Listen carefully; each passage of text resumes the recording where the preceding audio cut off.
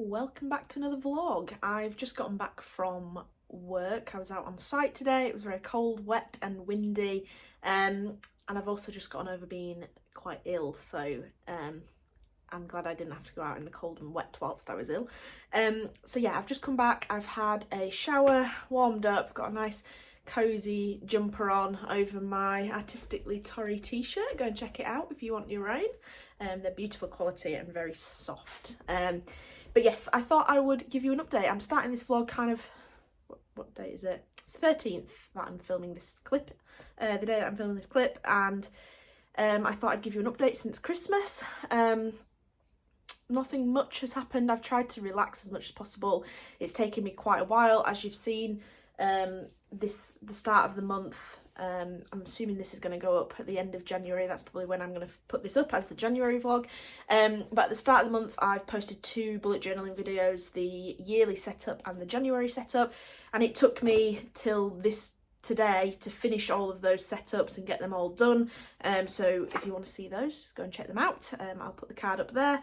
But yes, it's taken me a while to set that up because I've just been relaxing and not really doing too much, but I really need to get my butt in gear. We've got some stalls to set up for. Obviously March is my first Kirkstall Abbey stall, and I did say as one of my goals that I wanted to do a few more stalls this year, whether they're around Christmas only or around the rest of the time of year, I don't know. But I did want to do more if I can. So I need to get my butt in gear with getting some products made. So I have quite a lot of ideas. I'm using my bullet journal to note those down and make sure I stay on track with creating them. But yes, I just need to get on with it, really. My partner pays for Creative Cloud for Adobe, so I've actually just downloaded Premiere Pro, I've downloaded Photoshop, I've downloaded InDesign and effects and all the softwares that you can get, basically, because I want to practice editing on Premiere Pro eventually. It's probably going to be a bit of a slow progress over to that because it's going back to a more complex way of editing, but hopefully that will improve my videos very shortly. I also want to do a little bit of animation, maybe for my intro, change it up a little bit.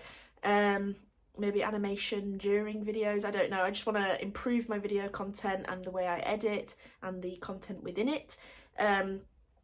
Also, I just need Photoshop to start doing products. My partner tends to clean up artwork for me whilst I'm doing the artwork, so it's a bit of a quicker process, but obviously she's not always going to have the time, and it should be on me to do that as well, so I need to get on with doing some of that, and I need to do some of it for some of the product ideas I currently have.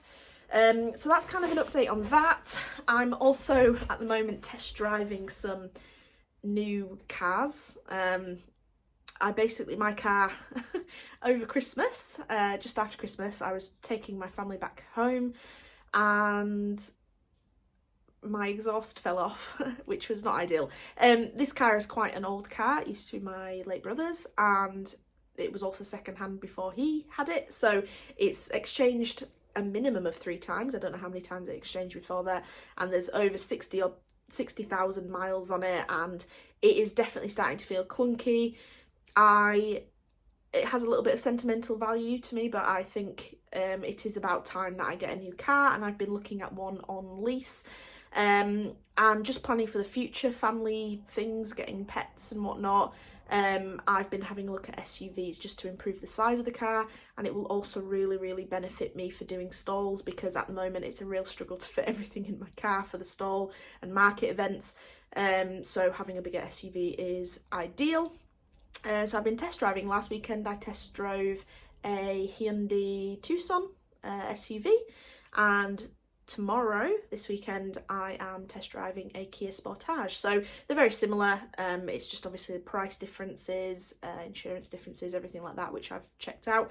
But I am going to get it on lease because there's no way I'm affording a brand new car, and I just think it's the best way financially to go. So that's where we're at with that.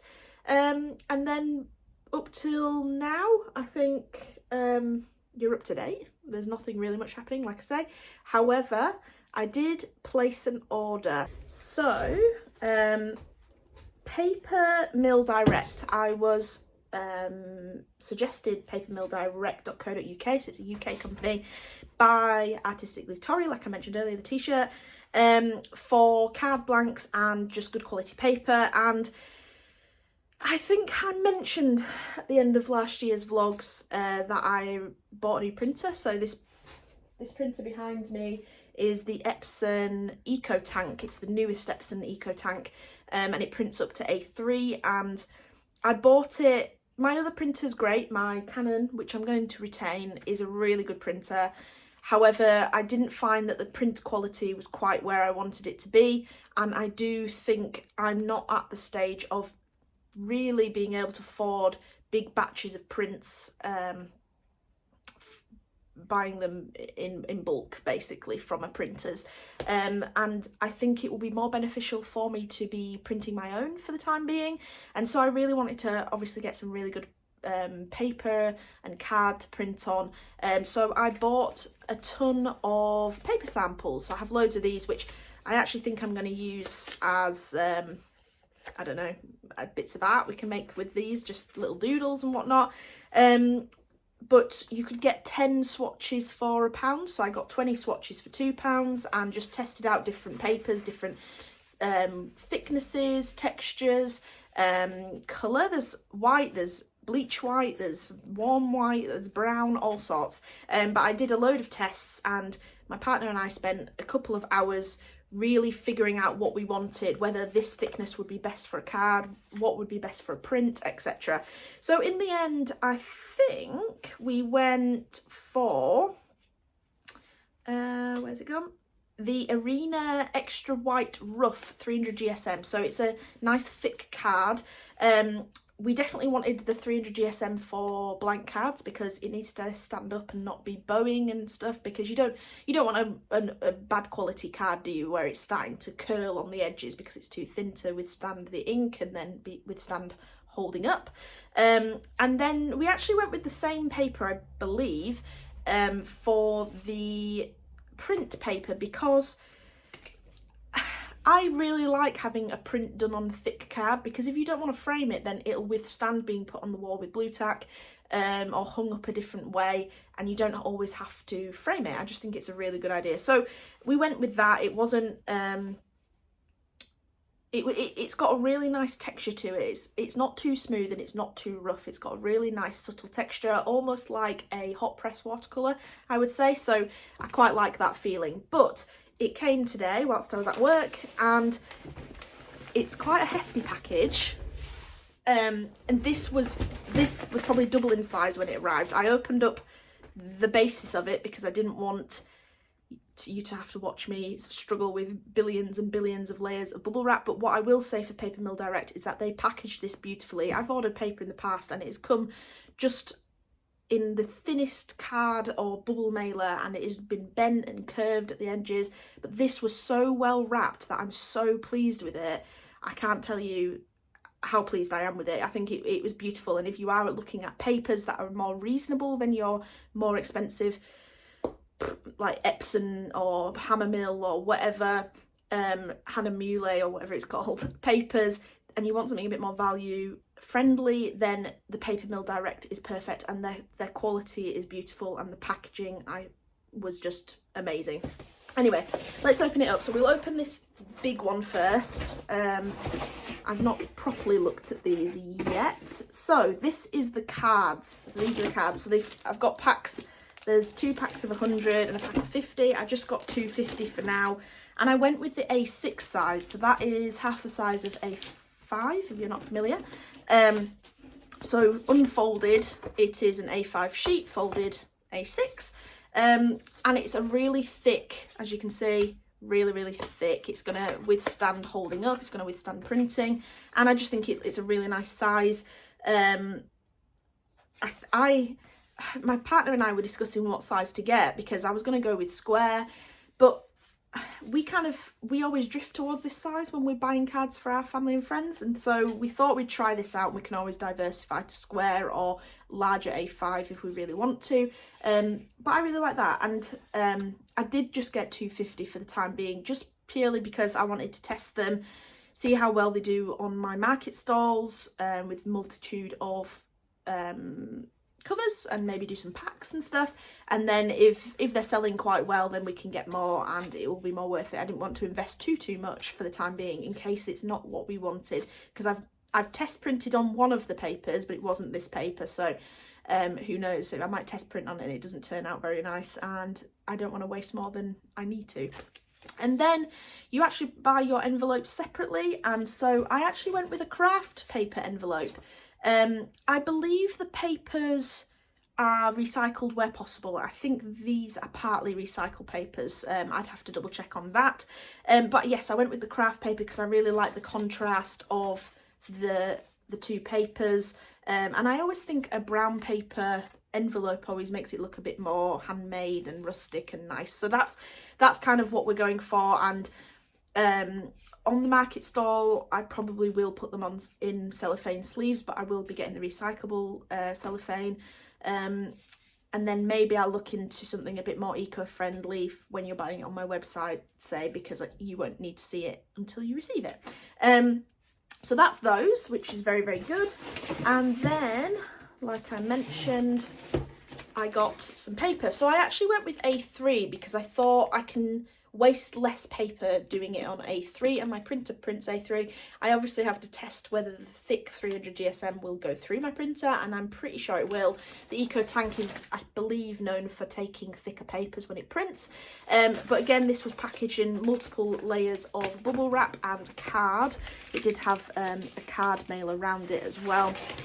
But I have this lovely ream of very, very nice, thick, very thick paper with a beautiful texture and tooth onto it.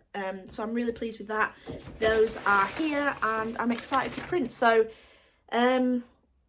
you'll probably see some clips of me test printing on some of these. I'm really excited to try it actually. I think the quality should be sublime, I'm hoping. Fingers crossed. I just need to get some of the print settings done. I've been testing it a little bit. In fact, let me show you. I've done loads of tests, but this was on card that I already had, which was a bit more of a soft touch card. So the colours may differ on this new card that I have. But I wanted to do tests with this oil pastel. I think I did it for a scroller box. It's a very colourful piece with a lot of... It's got a cyan hue to it, but quite a yellowy hue, and I wanted to see how the printer printed up with that, so I did a lot of test prints. My old printer, I couldn't get the colour right with it, and that's when I just decided to get a new printer. I thought it was for the best. But hold on, let me see. There's so many test prints here. I did a multitude of them, so where are the ones that were... So I think at first it printed a little bit cyan and a little bit blown out. So I darkened the settings, took the cyan down. As you can see, I did that a few times before realising what I needed to do. So took that cyan down a little bit and darkened it. So then it created this, which I think it's pretty good. But if you put it next to, it looks pretty good by itself. But if you put it next to it, it's still lacking that yellow hint. But I think it's pretty... On the camera here, it looks pretty similar, but in person, this has definitely got more yellow in the original. So it's just about changing that and just making it a little bit better. Again, that was more yellow, but it needs darkening again. But that's kind of what it will look like on the card eventually. This is not the cards that I've got, but that is the size we are going for. So I did a couple of tests with that. They weren't too bad, so I'm quite pleased with those.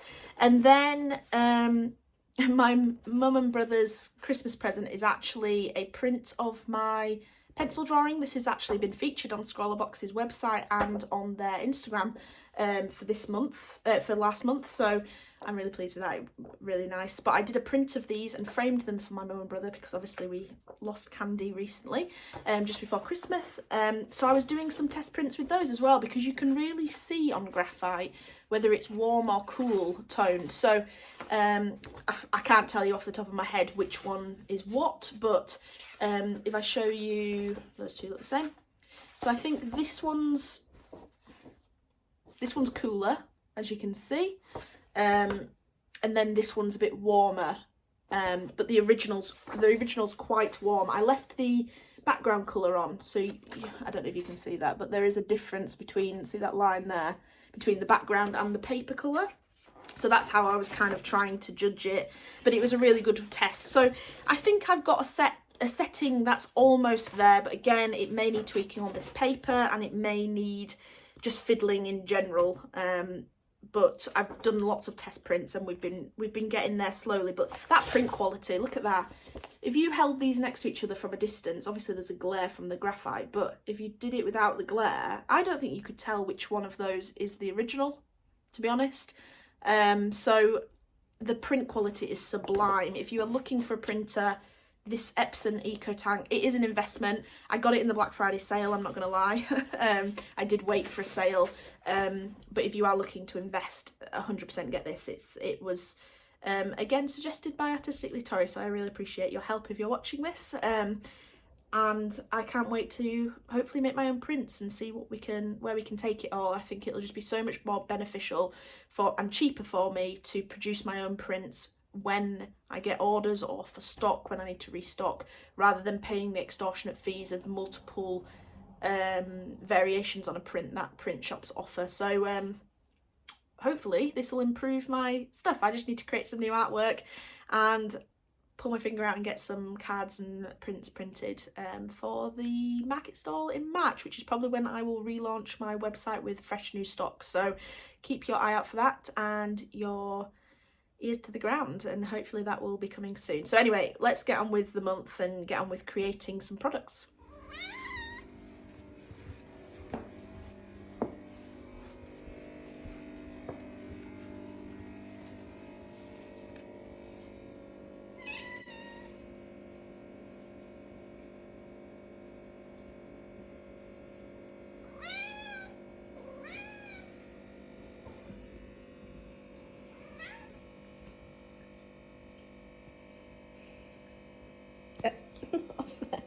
Get off from there.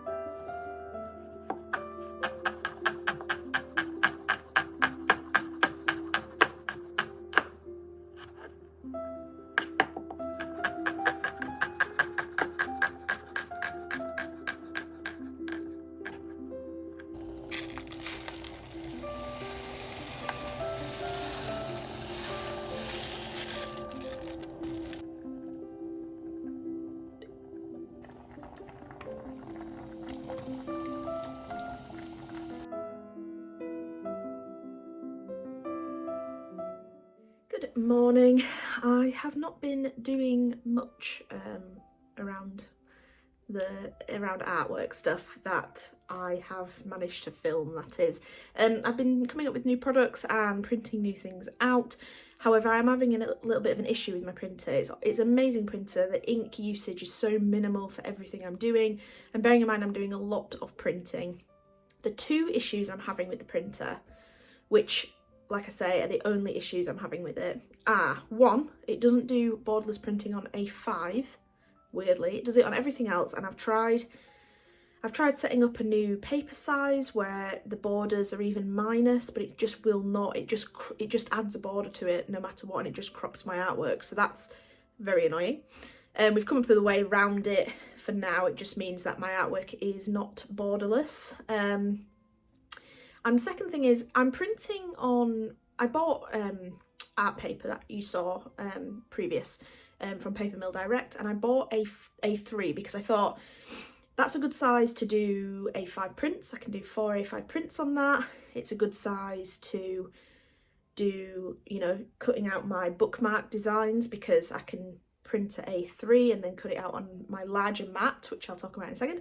And I just thought it'd be great if I ever did do some more A3 prints. It's going to be perfect because I'll have the A3 paper and I just chop it down for any other size. So I bought a big load of that, and the printer finds it really difficult to feed through the machine. Now there is a thick paper option which should allow me to open the runners a little bit more to pull the paper through. However, it seems to be greyed out. Now I've contacted Epson and they don't seem to be helpful at all. They just say you need to use Epson paper, which is really unhelpful. They said they can't do it if it's not Epson paper and it's not reading it properly, then it's not reading it properly, and that's just something I've got to deal with. I've tried other things. Some of their Epson papers are set as 300 GSM, and so the printer will widen and take the paper better. However, the colours just don't come out how I want them to, because it's meant for an ultra glossy or an ultra matte paper. So it's becoming a bit of an issue. I've done a lot of test prints. I can't get them now, but I've done a lot of test prints, but the colours and the print quality is just very different to use the Epson papers on this paper. The other thing, whilst it pulls through, if it doesn't think it's got a jam when it pulls the paper through, then, and it does go through, it indents it with some lines because it's obviously gripping the paper too hard, which is fine when I'm creating products because the products will cut out, like I think it misses where the lines go when I cut out my bookmarks, etc. However, if I'm doing an A3 print, I can't have those lines in because it's going to be B grades, isn't it? It's not going to be perfect prints. So it's something I'm still trying to work out. So if any of you have an Epson printer and have worked out how to do the 300 GSM paper, please let me know. And before anyone says it, I have tried the backloading. So there's a backloading where if you have like poster board or something that's very thick and can't bend, you can feed it through the back. The other problem is it seems to not think the paper's being pushed in, and so it'll just keep feeding the paper through every time I put it through without printing on it. So I'm not really sure what that issue is either. So if anyone has any prior knowledge or information as to how to do that, that would be grand. Luckily it's not causing too much issue. If it's not going to print at A3 for me to do A5 prints, then I'll just cut the paper down to A5. It's not a problem, but obviously it would be more ideal if I could print in big batches like that and cut it down. But we will get round it. But like I say, if you've got any suggestions, that'd be grand. Anyway, I'm just doing a spot of painting. I'll drop a clip in for you to see. And I do want to organise my studio a little. I'm not sure it's going to be in this vlog because I know this is going up this Friday. It's currently Monday. So I'll see if I can do some after work. But if not, you'll see that in the next vlog. But anyway, let's get on with some bits.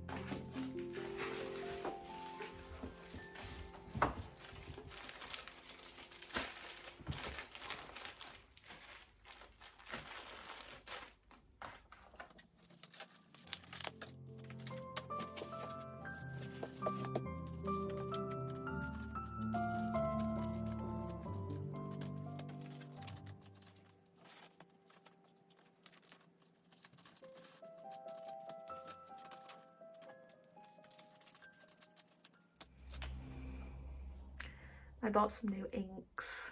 I definitely shouldn't have done this. They weren't even in a sale. I can't even say that that's an excuse. I went to my local Hobbycraft recently. We went and picked up our pots that we did when we did the throwing taster. I did it before Christmas quite a while ago. They turned out very nice. I didn't glaze them or trim them off or anything, so there's quite a lot of extra bits that you don't really need, but I think we're going to use them as little like nut balls or something. Anyway, I digress. We went into Hobbycraft and I just saw some more FW inks, and I've been obviously obsessed with inking with my like little scratchy ink pen. They've been following me for a while, and I saw that they did some pearlescent colours, so I thought I'd try them out. So I got a Dutch blue colour, very nice and shimmery. I don't know if that's going to show up very well.